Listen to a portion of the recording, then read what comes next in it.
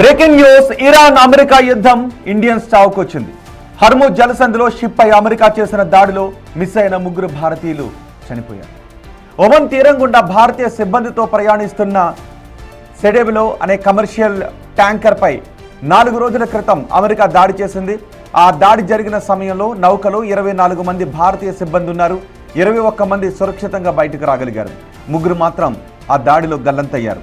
ఆ 3 మరణించిన విషయాన్ని కేంద్ర మంత్రి సర్బానంద సోనోవాల్ ప్రకటించారు. మరణించిన వారిని deck cadet Aditya Sharma, engine fitter Shivanand Chaurasia, chief engineer Patnala సురేష్గా గుర్తించామన్నారు కేంద్ర మంత్రి.